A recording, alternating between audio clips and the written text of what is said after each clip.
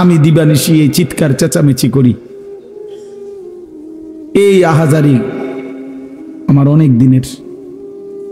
মুসলমানের সন্তান ফিরবে, নওজওয়ানরা ফিরবে, মুসলমানের যুব সমাজ নামাজ পড়বে, আল্লাহরে চিনবে, এটাই আমার স্বপ্ন, এ আমার দিলের তামান্না। কারো প্রতি আলহামদুলিল্লাহ এখন আর দিলে শত্রুতা রাখি না, কারো বিরোধিতা, কারো প্রতি হিংসা করার কোনো সময়ও নাই, বিশ্বাস করেন, একদম সময় নেই, সময়ই তো না। আমি জুমার নামাজ পড়াইছি ঢাকা মোহাম্মদপুর আদাবর, আমার জুমা, ওইখান থেকে আমি জুমার পরে রওনা দিয়া মাগরিবের পরে রোয়াচালা বয়ান করছি, এশার একটু পরে ওই মুসাগারা বয়ান করছি, এরপরে এখানে এসে বয়ানে বসছি, শুধু অজু করছি, শুধু অজু, শুধু সময় বাঁচানোর জন্য মসজিদের খানাটা খাই নাই, হোটেলে, পথের একটা হোটেলে মদনপুর পার হয়ে আইসা অল্প কয়টা ভাত খাইছি। এটা বলার উদ্দেশ্য হলো কেরামতি বুজুর্গি বুঝানো না, আল্লাহর কসম বুঝানো হইল এই কথার ফিকির যে কাউরে প্রতিপক্ষ ভাববার কোনো দরকার নেই, কোনো দরকার নেই। আল্লাহ আমাদের সবাইকে বুঝ দান করেন। প্রতিটা ছেলের প্রতি আমার অনুরোধ, বাবা তুমি নষ্ট হইও না, তুমি বরবাদ হইও না। এক বন্ধুর খপ্পরে পইরা, একটা সামান্য মোবাইলের খপ্পরে পইরা, একটা দুষ্ট নারীর খপ্পরে পড়ে, মেয়ের খপ্পরে পড়ে চরিত্রহীন হইও না, চরিত্রহীন। আমাদের এই জিন্দেগি শেষ হয়েই যাবে, আমরা মরেই যাব, হাসলেও মরে যাব, কাঁদলেও মরে যাব, সুখের মরণ হবে, দুঃখেরও মরণ হবে। আল্লাহ তাআলা বলছে এই আয়াতগুলোতে, বান্দা বিশ্বাস করো, বান্দা তুমি যেই দুনিয়া নিয়ে খুব ব্যস্ত, এই দুনিয়া নিয়ে তুমি খুব মজা পাইয়া লাইছো না, বান্দা বিশ্বাস করো আমি এটা রাখবো না, তুমিও থাকবা না, দুনিয়াও থাকবে না। তোমারও মৃত্যু হবে, গোটা সৃষ্টিরও মৃত্যু হবে। তোমার মৃত্যুরে মৌত বলে, গোটা সৃষ্টির যেদিন মৃত্যু হবে সেটাকে কিয়ামত বলে। একদিন গোটা সৃষ্টির মৌত হবে। এই আল্লাহ বলেন, কাল্লা ইদা দুক্কাতিল আরদু দাক্কান দাক্কা, সাবধান বান্দা, মনে রেখো একদিন এই জমিন, এই গোটা সৃষ্টি চূর্ণ বিচূর্ণ হয়ে যাবে, ভাঙচুর হবে, একদম ভেঙ্গে চুরচুর করে ফেলবো আমি।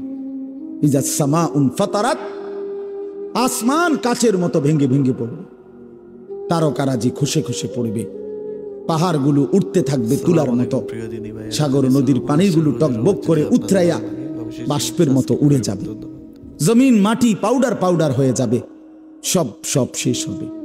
আল কারিআতু মাল কারিআ ওমা আদরাকা মাল কারিআ ইয়াউমা ইয়াকুনুন নাসু কাল ফারাশিল মাবসুস। এভাবে বিশ্বাস করেন ভাই আমার, বাপ আমার, কি পরিমাণ আল্লাহ বলছে কথাটা, যে বান্দা কিয়ামত হবে, কিয়ামত হবে, একবার দুইবার না, বারবার বলছে, বহু শব্দ।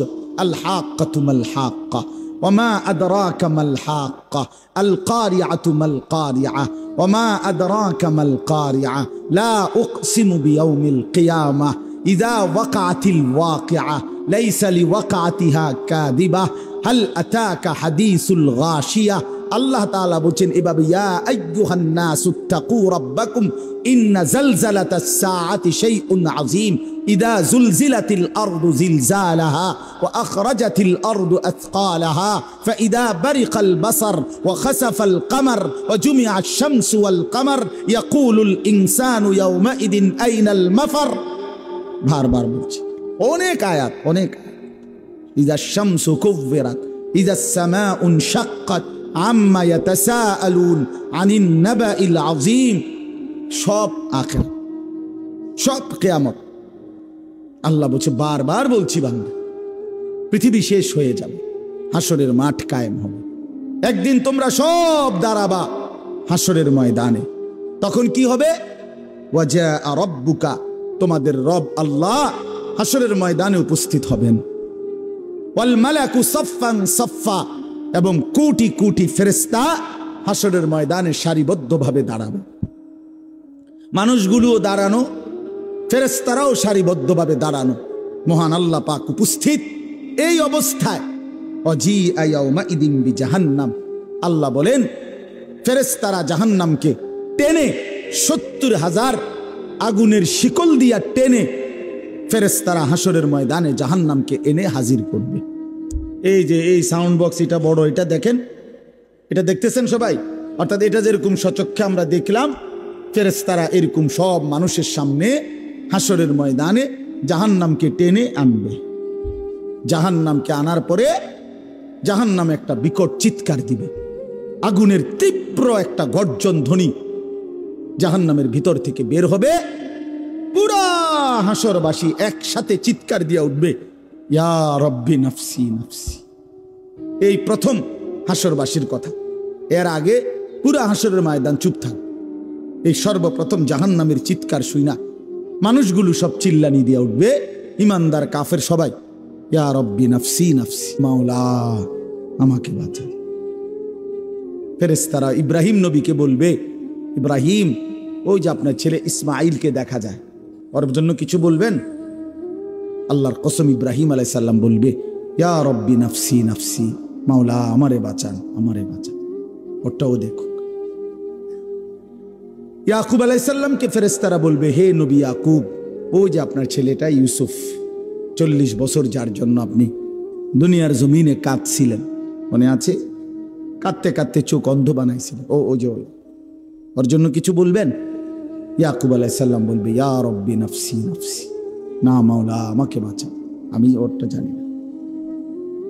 এই হলো হাসরের ময়দান। আল্লাহ তাআলা বলেন, ইয়াউমাইদিন ইয়াতাযাক্কারুল ইনসান ওয়া আন্না লাহুদ যিকরা।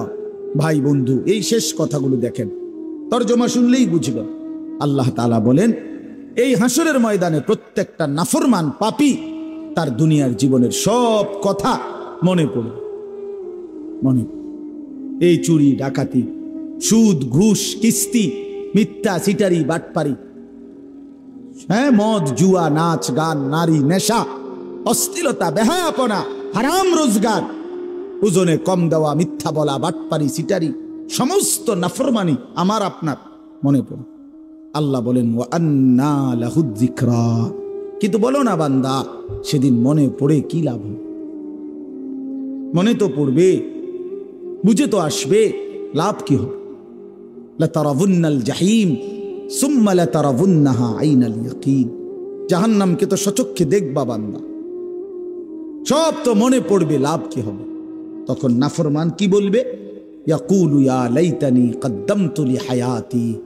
প্রতিটা নাফরমান আফসোস করবে, হায় আমার মন্দ কপাল, আমি যদি দুনিয়ার জীবনে থাকতে আজকের এই আখিরাতের জন্য কিছু পাঠাতাম। আল্লাহ রাসূল সাল্লাল্লাহু আলাইহি সাল্লাম বলেন, কবরের প্রথম শাস্তিটা কি? কোন ব্যক্তি যখন কবরের প্রশ্নের জবাব দিতে পারবে না, তখন আল্লাহর পক্ষ থেকে ফেরেশতাদেরকে বলবে, কাযাবা আবদি, আমার বান্দা মিথ্যা বলেছে।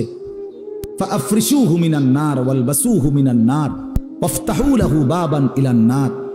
আল্লাহ বলবে ফেরেশতাদেরকে, ফেরেশতারা আমার এই নাফরমান বান্দার কবরের মধ্যে জাহান্নামের বিছানা বিছিয়ে দাও, আগুনের পোশাক পরিয়ে দাও, আর জাহান্নাম বরাবর তার জন্য একটা দরজা খুলে দাও।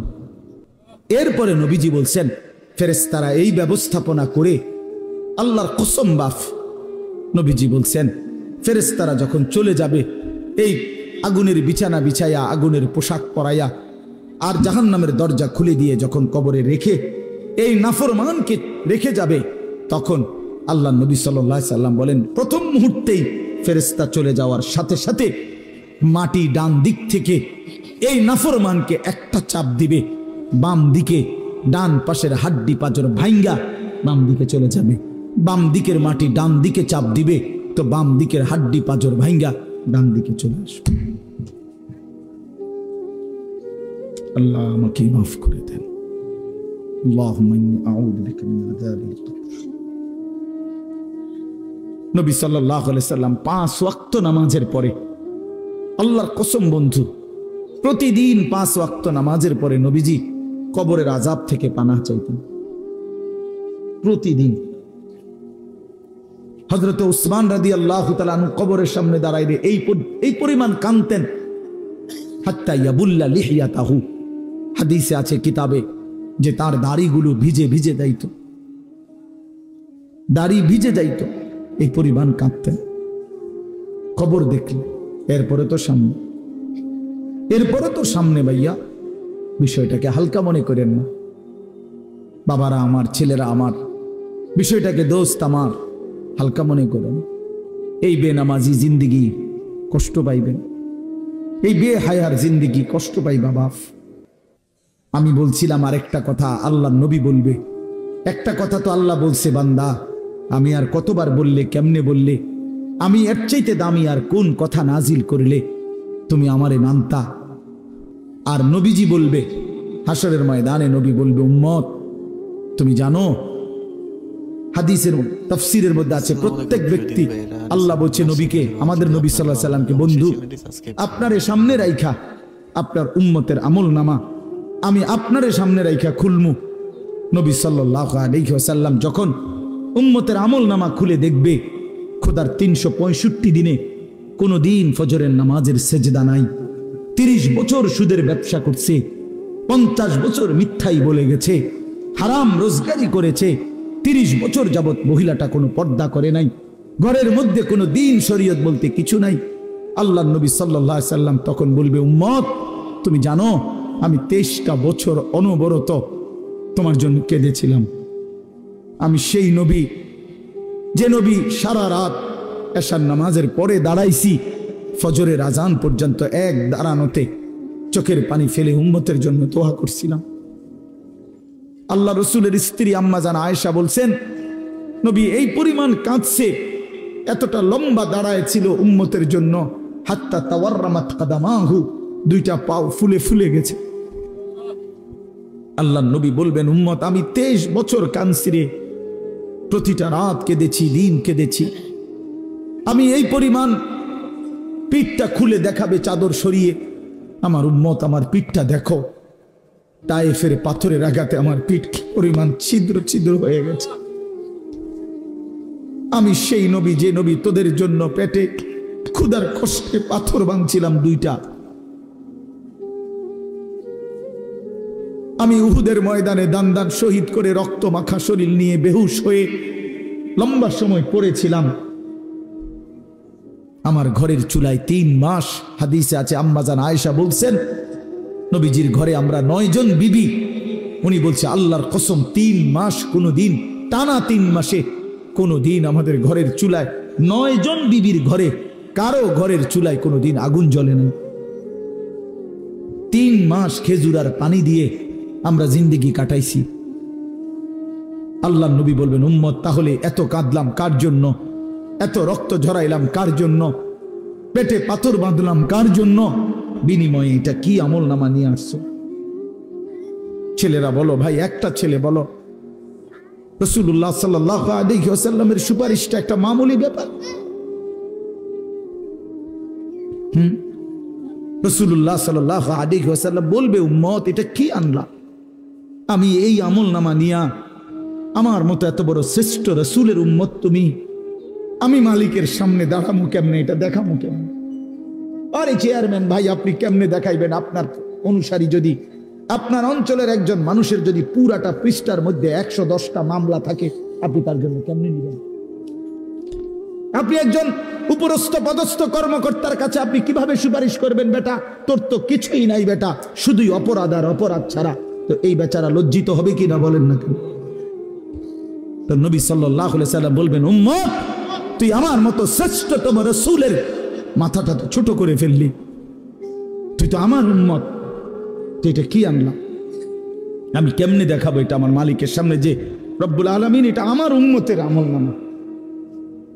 রাসূলুল্লাহ সাল্লাল্লাহু আলাইহি সাল্লাম বলছে একেবারে স্পষ্ট হাদিস, 1 মিনিটের জন্য মুমিন জীবনের কোনো এক অংশে শেষ নিঃশ্বাস পর্যন্ত আল্লাহর কাছে চাওয়া, আল্লাহর কাছে দোয়া করা বন্ধ করার কোনো অনুমতি খোদার কসম মুমিনের জন্য নাই। বুঝেন নাই? আমনের আজকে 30 বছর কোনো সন্তান নাই, কথার কথা, অতএব আমি যেটা যে 30 বছর সন্তান নাই আর আল্লাহর কাছে চাওয়ার কোনো সুযোগ নাই, আল্লাহর কাছে চাওয়ার কোনো দরকার নাই, আমার বুঝ হইয়া গেছে আল্লাহ দিত না, এই ফয়সালা নেওয়ার অধিকার কোনো মানুষের আছে? কোনো মানুষের জায়েজ হবে এটা বলেন না? অধিকার নেই।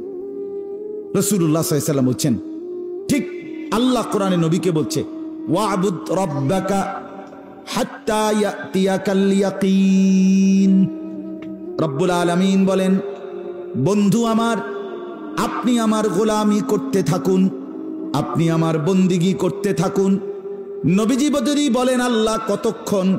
রব্বুল আলামিন বলেন হাত্তা ইয়াতিয়াকাল ইয়াকিন, ইয়ানি আল মাউত, আপনার নিঃশ্বাস, আপনার মৃত্যু আসা পর্যন্ত। সুবহানাল্লাহ, মৃত্যু পর্যন্ত সেজদা করেন, গোলামি করেন, বন্দিগি করেন। এজন্য রাসূলুল্লাহ সাল্লাল্লাহু আলাইহি ওয়াসাল্লাম ইন্তেকালের পূর্বে জোহরের নামাজের আগ টাইমে সূর্য পশ্চিম দিকে হেলে যাবে, এই সময়ে নবীজি ইন্তেকাল করছেন। তখন কোনো নামাজের ওয়াক্ত নাই, তখন আল্লাহর নবী উঠতে পারতেছিলেন না।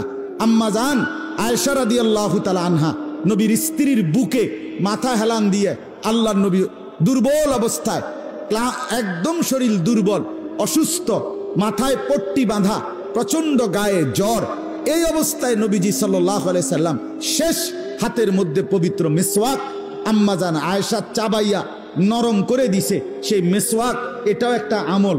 মিসওয়াক করতে করতে, আমল করতে করতে আল্লাহর নবী মালাকুল মউত আজরাইলের হাতে নিজের রূহ তুলে দিয়েছে। যদি আপনাদের ভালো লাগে অবশ্যই চ্যানেলটি সাবস্ক্রাইব করবেন। ধন্যবাদ। শেষ আমল ছিল, বুখারীর রিওয়ায়াত, নবীজির শেষ আমল ছিল, আখিরি আমল মিসওয়াক। নবী সাল্লাল্লাহু আলাইহি সাল্লাম শেষ মিনিট মিসওয়াক করতে করতে ইন্তেকাল করছে। নবীকে ভালোবাসেন না চাচারা, বাবারা? মিসওয়াক করেন না কেন? কওমি মাদ্রাসার হুজুররা করে দেখা, ওয়াহাবিরা মিসওয়াক করে, এর লাগা মিসওয়াক করে। হ্যাঁ, দস্তরখান বিছায়া খান না কেন? কওমি মাদ্রাসার হুজুররা তারা বিছাই দেখা এটা। অথচ এটা কি কওমি মাদ্রাসার সুন্নত না নবীজির সুন্নত? মিসওয়াক এটা কওমি মাদ্রাসার সুন্নত নাকি নবীজির সুন্নত? আপনি করেন না কেন? আপনি তো আমগোর চাইতে বেশি ভালোবাসেন নবীকে। মাশাআল্লাহ, আপনার ভালোবাসাকে কদর করি। যে রাসূলকে বেশি ভালোবাসেন সেটা তো মুবারক, সেটা তো ভাগ্যবান। উচিত তো আল্লাহর নবীকে কলিজার সবটুকু দিয়ে ভালোবাসা, জীবন দিয়ে ভালোবাসা, জীবনের চাইতেও বেশি ভালোবাসা। ঠিক আছে, কিন্তু ভালোবাসা অনুসরণ কই? অনুসরণ কই? আল্লাহর দোহাই দিয়ে বলেন। রাসূলুল্লাহ সাল্লাল্লাহু আলাইহি ওয়াসাল্লাম স্পষ্ট আল্লাহর কসম, নবীজি বলছেন আত-তারিকু লিসুন্নতি, আমি মুহাম্মদের সুন্নত যে ছেড়ে দেয় তার উপরে লা'নাতুন লা'নতুহুম ওয়া লা'নাহুমুল্লাহ, তার উপরে লানত, আমি মুহাম্মদের লানত, আমার আল্লাহর লানত। এটা হাদিস, খোদার লানত বেটা। নবী বলছে আমার সুন্নত যে ছেড়ে দেয়, রাসূলুল্লাহ বলছে লা'নতুহুম ওয়া লা'নাহুমুল্লাহ, তাদের উপরে আমি রাসূলও লানত করলাম, আমার আল্লাহও লানত করলেন। এবার তোমরা ছেলেরা বলো বাবা, 365 দিনে এক বছর, 365 দিনে কোনোদিন যে ফজরের নামাজ পড়লা না, তুমি আব্বা বলো যে আর কোনোদিন পড়তা না, তাইলে কেমনে পড়বা? তুমি তো 365 দিন হয়ে গেছে, খোদার এক বছর কোনোদিন ফজরের নামাজ পড়লা না। আল্লাহকে এভাবে ভুলে যায় মানুষ? মুসলমান আল্লাহকে এভাবে ভুলে যায়?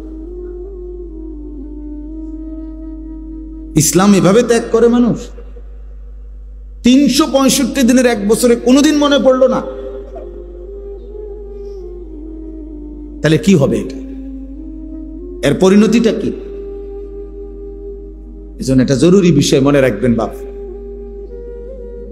কুরআনুল কারীমের মধ্যে আছে, খোদার কসম, আল্লাহ বলছে বান্দা যখন অব্যাহত গুনাহ করতে থাকে, মানে ধারাবাহিক, আল্লাহ বলেন আমি একটা সময় সিদ্ধান্ত নেই যে ঠিক আছে আমি তাকে এই মন্দ পথেই, গুনার পথেই চালাবো, একদিন তাকে এই পথেই জাহান্নামে ফেলবো। কোরআন শরীফের আয়াত। আর ঠিক আছে তোরে আর কোনোদিন ফিরাবো, ভাত খানানো দরকার, খাওয়াবো বেটা, দুনিয়া চলা দরকার, ঠিক আছে এগুলা চলবে, বউ বাচ্চা ভাত তরকারি এগুলা হবে, এগুলা তো আমি আল্লাহ তাআলা কাফের বেঈমান রেও খাওয়াই, তোরে খাওয়াইতে সমস্যা, কুত্তা বিলাই রে আমি ভাত খানা খাওয়াই, জন্তু জানোয়ারকে আমি খাওয়াই, তোর সমস্যা দিবে। তোদের মানুষের চাইতে তো আমি জানোয়ারকে বেশি খাওয়াই। আল্লাহ তাআলা মানুষকে বেশি খাওয়ায় না জানোয়ারকে।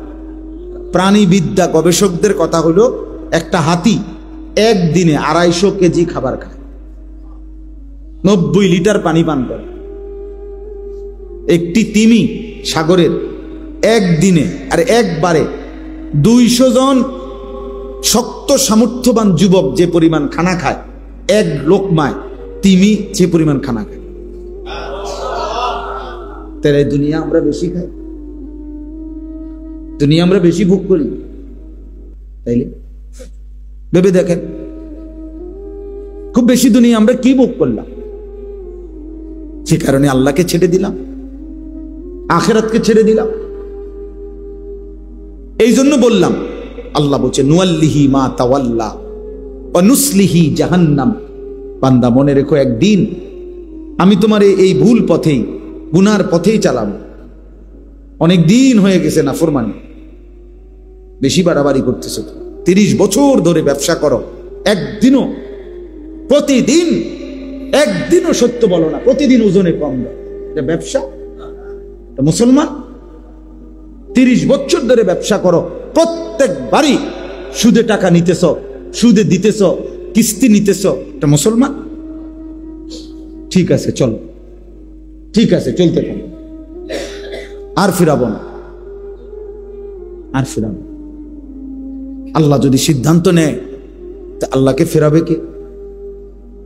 আল্লাহর সিদ্ধান্ত থেকে আমাদের ফেরানোর কার যোগ্যতা? বুঝেন না এমনি কথা?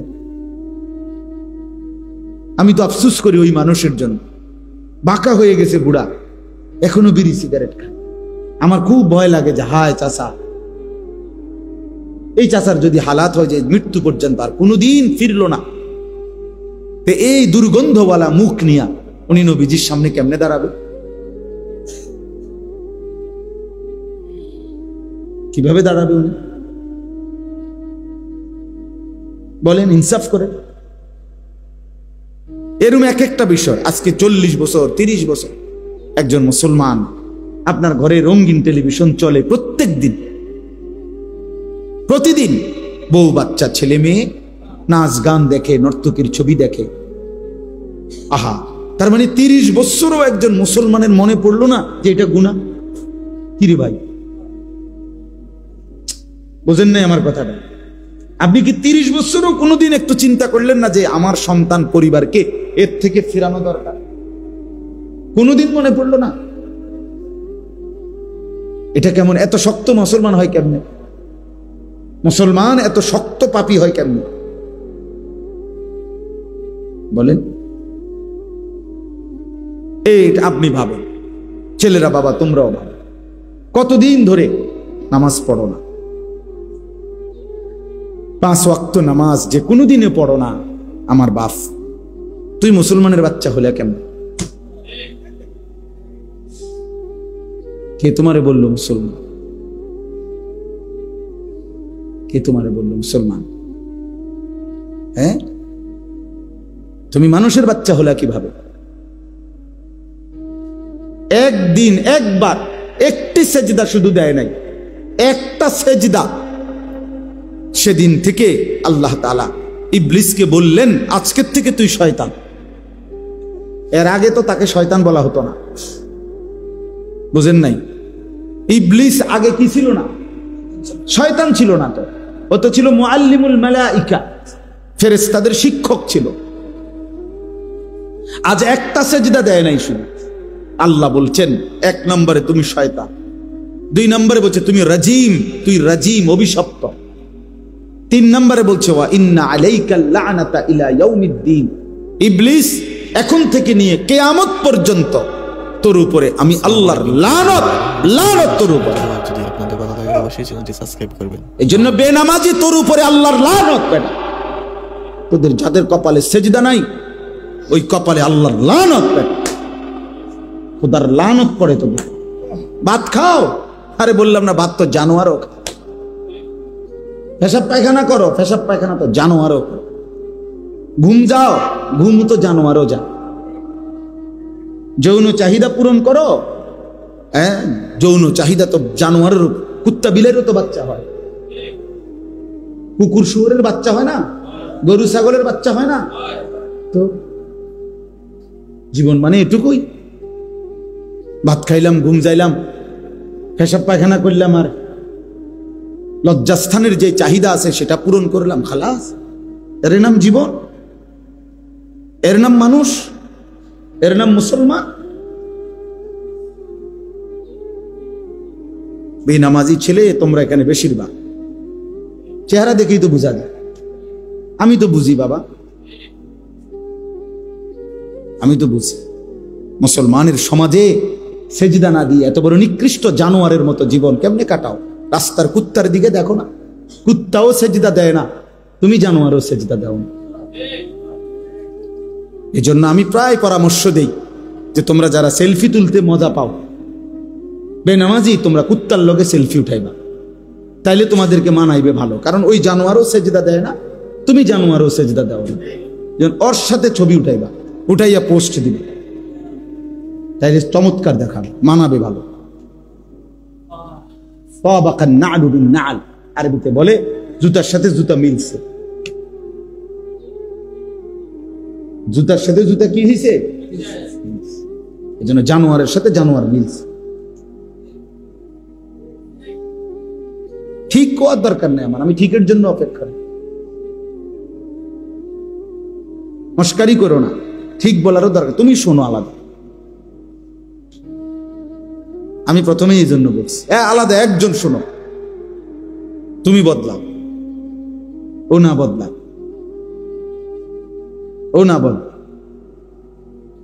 আমরা একসাথে প্রাইমারি স্কুলে অনেক ছেলে পেলে আমরাও খেলছি একসাথে, তো সবাই মাদ্রাসায় পড়ে না, তাই বলে আমি ছাড়ি না। কথা বোঝেন না? আমাদের সমবয়সী অনেকে বিদেশ গেছে, আমাদের সমবয়সী অনেকে অনেক কাজ করছে, করতেছে আলহামদুলিল্লাহ। তাহলে আমার কথা হলো আমি বন্ধুদের সাথে ভাইসা যাইতে হবে, সমবয়সীদের সাথে ভেসে যাইতে হবে, এটা ঠিক না বাবা।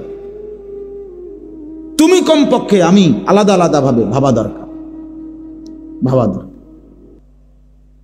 এই জন্য আমরা বললাম যে একজন মুসলমান, আমি যে কথাটা বলছি এটা সবচেয়ে বড় ভয়ের কথা হলো, আল্লাহ বলছে আমার কোন বান্দা যখন ধারাবাহিক নাফরমানি করে, আমি আল্লাহ একটা সময় সিদ্ধান্ত নেই পরে আর ফিরাবো না।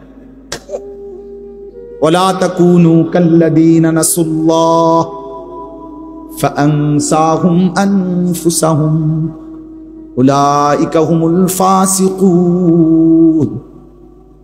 রব্বুল আলামিন বলে, মুমিন হে ঈমানদার, আমি আল্লাহকে এই পরিমাণ ভুলে যেও না।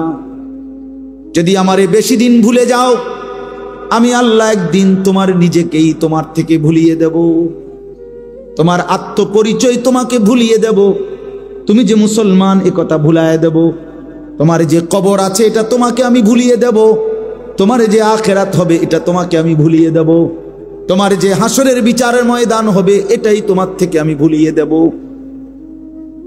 আর কোনোদিন মনে পড়বে না, মনে পড়বে শুধু জীবন মানে খাও, ঘুমাও, ফুর্তি করো, নাচো, গাও, জীবন শুধু লাইফ, দুনিয়ায় ভোগ করো। কোরআনুল কারীমে আছে, আল্লাহ বলেন কাফের বেঈমানদের কথা, এটা মা হিয়া ইল্লা হায়াতুনাদ দুনিয়া। আল্লাহ বলে সমস্ত কাফের বেঈমানের কথা হলো জীবন মানে শুধুই দুনিয়া। জীবন মানে নামুতু ওয়া নাহইয়া, কেউ মরবে কেউ বাঁচবে, হ্যাঁ, কেউ মরবে কেউ বাঁচবে, খালাস। এই যে অনেক বিভিন্ন রকমের অ্যাক্সিডেন্ট, বিপদ, দুর্ঘটনা হলে অতি বুদ্ধিজীবী যারা, তারা এগুলা বলে প্রাকৃতিক দুর্যোগ, এগুলো প্রকৃতিতে হতেই পারে, এ নিয়ে ঘাবড়াবার কিছু নেই, এগুলো প্রাকৃতিক দুর্যোগ। এরকম হবে ঘূর্ণিঝড়, জলোচ্ছ্বাস, টর্নেডো, সাইক্লোন, মহামারী, বন্যা, দুর্ভিক্ষ, মহামারী হতেই পারে, এগুলো প্রাকৃতিক দুর্যোগ। অথচ কোরআনুল কারীমের মধ্যে আছে, আল্লাহ বলছে বান্দা এগুলো আযাব। আর কেন দেই আমি? লাআল্লাহুম ইয়ারজিউন। আল্লাহ বলছে আমার বাকি বান্দাগুলো যেন আমার এই আযাবের চিহ্ন দেখলার কাছে যেন ফিরে আসে, এই জন্য আমি আযাবের এই নমুনাগুলো মাঝে মাঝে দেখাই। বাকিরা যেন ফিরে আসে। আল্লাহ নবী সাল্লাল্লাহু আলাইহি সাল্লাম বলছে, হাসরের ময়দানে আল্লাহ জাহান্নামে ফেলে দেওয়ার পরেও ফেরেশতাকে আবার বলবে, ফেরেশতারা আখরিজু মিনান নার মান কানা ফি কলবিহি মিসকালু হাববাতিন মিন খারদালিন মিন ঈমান। আল্লাহ বলবে, ফেরেশতারা এই যে জাহান্নামে যাদেরকে ফেলছো ওদের ভিতরে আবার তালাশ করো, যদি আমার এমন একজন বান্দাও পাও যার দিলের মধ্যে এক বিন্দু সরিষার দানা পরিমাণ ঈমান বাকি আছে, তো তাকেও জাহান্নাম থেকে তুলে আমার জান্নাতে দিয়ে দিন। কি পরিমাণ আল্লাহ পাক জান্নাত দিতে চায়।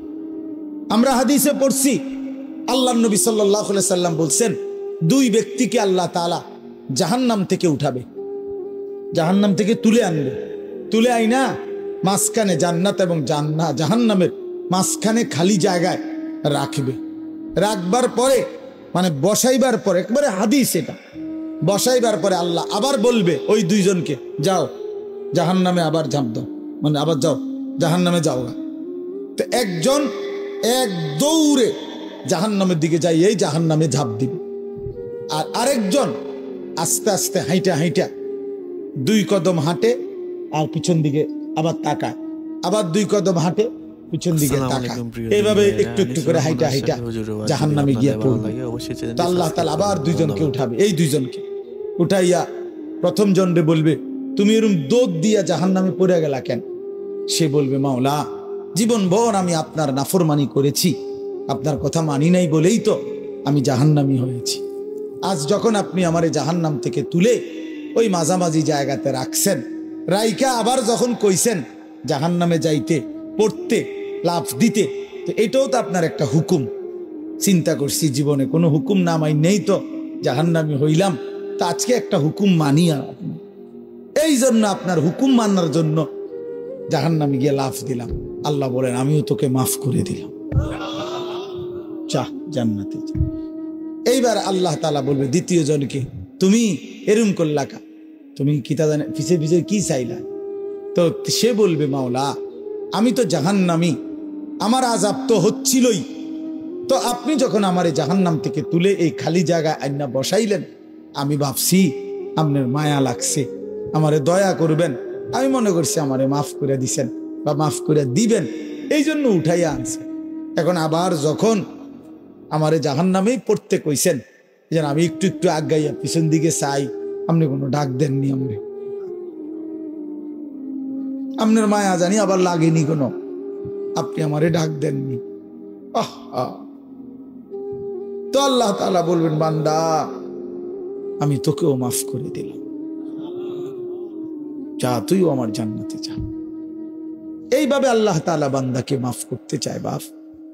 এই জন্য হে চাচা সুন্দর কথা বলছে, দেখছো, আর কি করতে হবে, এটা কিন্তু দিলের কথা, আর কি করতে হবে।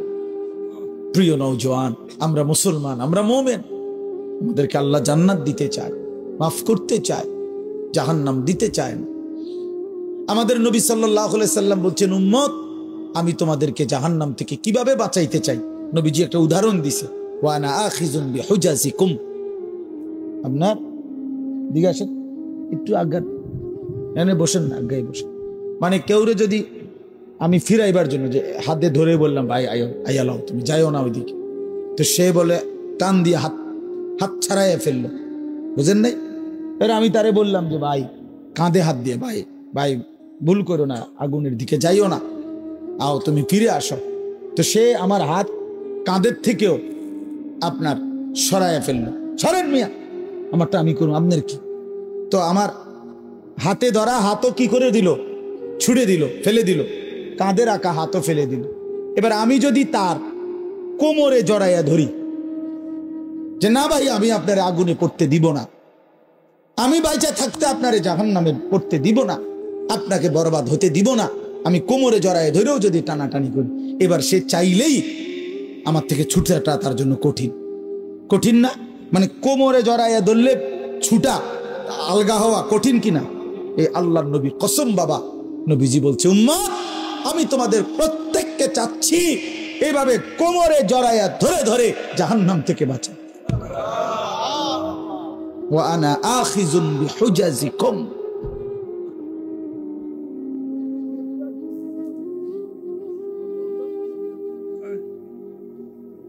ওয়া আনা আখিযুন বিহুজাজিকুম, আমি তোমাদেরকে কোমরে ধরে ধরে আমার এক এক উম্মতকে জাহান্নাম থেকে বাঁচাইতে চাইছি।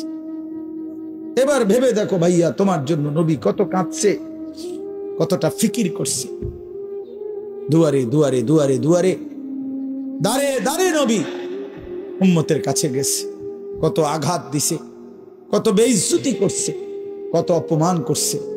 তায়েফের রক্ত ঝরাইছে, পেটে 2টা পাথর বাঁধছে, দান দান শহীদ করে উহুদের ময়দানে পড়ে রইছে। হ্যাঁ, সারা রাত চোখের পানি ফেলছে। আর দিনের বেলা দুয়ারে দুয়ারে, হাটে ঘাটে, মাঠে বাজারে, সর্বত্র নবীজি মানুষকে আল্লাহর দিকে ডাকছে কিনা। কভি আরশ পর, কভি ফরশ পর, কভি উনকে দর, কভি দর বদর, গমে आशिकी तेरा शुक्रिया, मैं कहां कहां से गुजर गया, कभी हो रास्तू में तन्हा, कभी हो गुरूद सहरा, मैं जुनू का हम सफर हूं, मेरा कोई घर नहीं है। নবী যেন এটা বলতেন, কখনো উপরে, কখনো নিচে, কখনো অন্যের দ্বারে, কখনো দুয়ারে দুয়ারে। আল্লাহর রাস্তায় প্রতিটা দুঃখ বেদনা, প্রতিটা আঘাত, মাওলা তোমার শুকরিয়া, তোমার জন্যই শুয়েছি। গমে আশিকি তেরা শুকরিয়া, মাই কাহাं কাহাं সে গুজর গয়া, তবু আমি কই থেকে কই চলে গেছি, কোত্থেকে কই ফেরি করছি। কভি রাস্তু মে তন্হা, কখনো রাস্তায় একাকী ছিলাম, একাই বলে গেছি। কভি হো গুরুদে সাহারা, কখনো মরুভূমিতে একাকী হাঁটতে থাকছি, যদি আমার এক উম্মত আল্লাহর দিকে ফিরে আসে। মাই জুনু কা হাম সফর হো, আমি যেন এক নেশা পাগলের মতো সফর করছি, যে দেখি খুঁজে আর কেউ ফিরে কিনা, আর কেউ ফিরে কিনা, আর কেউ ফিরে। মেরা কোই ঘর নেই হ্যাঁ, আমার কোনো ঘর নেই, আমার ঘর আখিরাত, আমার ঘর জান্নাত। আল্লাহ তাআলা আমাদের সবাইকে তৌফিক দান করেন। এজন্য ইনশাআল্লাহ রমজানকে কদর করব তো ভাইয়া। ছেলেরা বাপ নামাজ পড়ো, আল্লাহকে ডাকো বাপ, আল্লাহকে। তোমারও হায়াত একদিন শেষ হবে, আমারও হায়াত একদিন শেষ হয়ে যাবে। আল্লাহ তাআলা আজকের এই মাহফিল কবুল করে নেন, কবরবাসীদের রুহের মাগফিরাত দান করেন, এবং এই আয়োজন আল্লাহ তাআলা যেন আমরা থাকি বা না থাকি, আমার হাজী সাহেব তারা না থাকুক, কিন্তু আমাদের সন্তান, তোমরা ছেলেরা, এলাকার নওজোয়ান ছেলেরা, তোমরা ইনশাআল্লাহ আগামী দিনে এই মাহফিল তোমরা চালু রাখবা ইনশাআল্লাহ। ঠিক আছে না? ইনশাআল্লাহ এলাকার তোমরা এই মহল্লার বা এই মাহফিলের সাথে সম্পৃক্ত, তোমরা ইনশাআল্লাহ আগামী দিনে এটা চালু রাখো। আল্লাহ সবাইকে তৌফিক দেন। আসসালামু আলাইকুম প্রিয় দিনী ভাইয়েরা, আনিসুর রহমান আশরাফি হুজুরের ওয়াজ যদি আপনাদের ভালো লাগে অবশ্যই চ্যানেলটি সাবস্ক্রাইব করবেন এবং দিন প্রচারের সাথে ওয়াজটি শেয়ার করে দিবেন। ধন্যবাদ।